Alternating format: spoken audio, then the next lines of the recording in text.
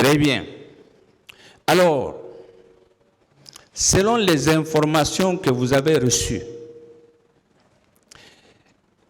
qu'est-ce que le ministre de la Défense avait pris comme mesure pour arrêter le massacre, surtout les tortures au camp Alpha Yaya et au camp Koundara? Je n'en connais pas. Bien. Vous confirmez que ces événements ont été planifiés, c'est une déclaration que vous avez faite devant le tribunal, d'une question qui a été posée, que ça a été planifié. Vous confirmez cette déclaration? Oui, le mode opératoire démontre bien qu'il y avait une planification. Parce que, voilà, nous, on cherchait à nous échapper. Très bien. Mais malgré notre volonté de s'échapper, voilà, on s'est heurté à des obstacles voilà, qui étaient manifestes et qui étaient volontaires. C'est-à-dire, on a refusé à ce qu'on sorte de cet endroit. Vous convenez avec moi que cette attaque a été contre une population civile? Exactement. Vous êtes d'accord également que ça a été systématique? Oui. Vous êtes d'accord que ce sont des crimes de masse? Exactement. Est-ce que vous êtes convaincu qu'en matière de crimes de masse, on recherche les commanditaires d'abord?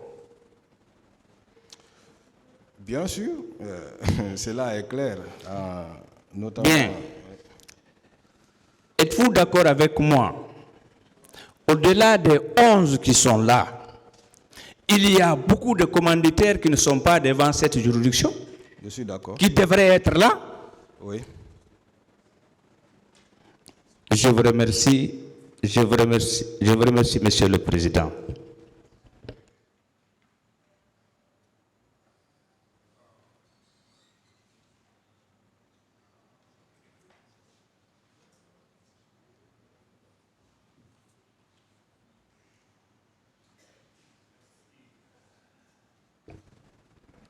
Merci, Monsieur le Président, honorable assesseur. Monsieur Kerno Ibrahim Ayula, vous maintenez que vous avez été violenté par un militaire? Exactement. Ça s'est passé à quel niveau? Au stade annexe. Au stade. Je voudrais savoir, depuis que vous avez fait l'objet de coups et de blessures, qui vous a pris en charge quand vous avez été blessé? Quelle est l'institution qui vous a pris en charge? Dans un premier temps, j'ai été admis à l'hôpital d'Onka. Oui. Mais pour ma prise en charge effective, je l'ai fait personnellement. D'accord. Est-ce que actuellement vous avez recouvré votre santé d'avant, avant le 28 septembre 2009? Pas exactement. Par exemple, le coup que j'avais reçu ici, depuis lors, je constate, quand j'inspire comme ça, je ressens une certaine douleur à l'intérieur. D'accord. Vous avez parlé de la présence du colonel Moussa Kebrou Kamara au stade du 28 septembre, à l'environ du stade. Quand vous l'avez vu avec des pick-up, ces hommes qui étaient dans ces pick-up-là, est-ce qu'ils étaient cagoulés? Non, ils n'étaient pas cagoulés. Mais comme vous le savez, M. Claude Pivy était le ministre en charge de la sécurité présidentielle. Est-ce que c'est forcément qu'il exécute alors qu'il a des exécutants? Donc, lui, en tant que chef hiérarchique, ce que le règlement militaire lui commande, c'est de donner des ordres. Est-ce que vous êtes convaincu ce jour-là, il a donné des ordres pour la répression? Je n'en suis pas sûr. Je ne peux pas être affirmatif. D'accord. Est-ce que vous estimez, normalement, comme la manifestation a eu lieu au stade du 28 septembre, est-ce que c'était normal d'envoyer l'armée pour la répression? Non.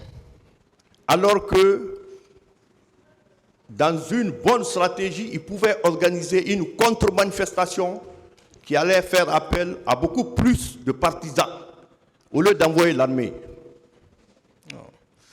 Il y avait même eu des manifestations de leur part et c'est suite à ces manifestations que nous, disons le bureau politique et l'ensemble des leaders politiques ont décidé de réagir. Est-ce que vous savez, dans le procès verbal de M. Toumba Diakité, à la date du 23 mars 2017, il a soutenu que M.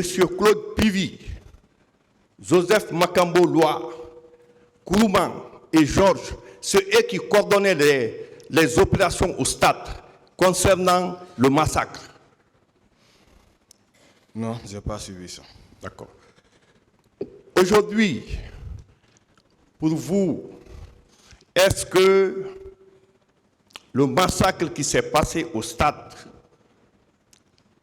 alors que le président Dadis était à Conakry, est-ce que sa responsabilité peut être écartée alors qu'il est à Conakry au moment où les massacres se passaient? Non. Je vous souhaite courage, toute ma compassion. Je vous remercie, Monsieur le Président.